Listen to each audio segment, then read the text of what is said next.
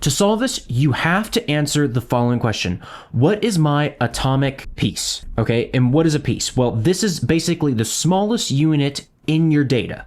So most companies will have a tenant, then they'll have some workflow, and then inside that workflow, they'll have a, let's say, a step, some action, right? And that action is a parallelizable unit of work, right? So I can have a bunch of these things happen at the same time.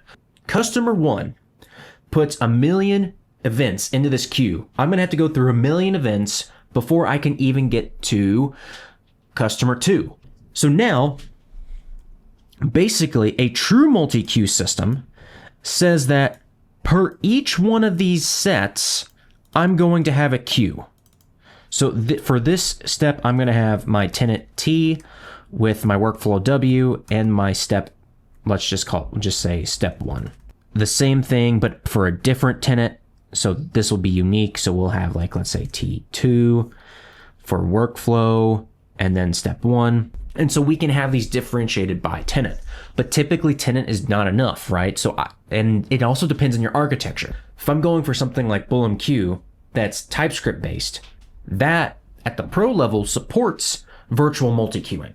But if you're going something for more high scale like Kafka doesn't support something like this. So you have to take a different approach. I have to then bucket. This is option 1, right?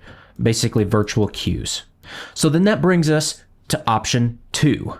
So option 2 here is basically what we call bucketing. Now this will work for Kafka or Pulsar-like systems. My preference is always Pulsar over Kafka just because of the actual scalability that it has over Kafka. With bucketing, essentially, I'm doing the same thing as I'm doing with virtual queues, but I'm doing it at an infrastructure level. So I have to, in my application code, I can't just have to go to this queue and it automatically happens with like a virtual queue.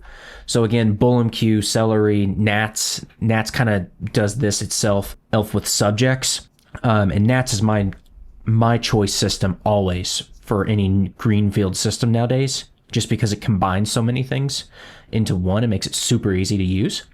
But with bucketing, essentially when I do this, when I have my events go in here, I'll have my events go into either this one, or I specify and go it into this one. So we're bucketing. But the issue with bucketing is that I have to set these up beforehand. And this is not an application change. This is an infrastructure change.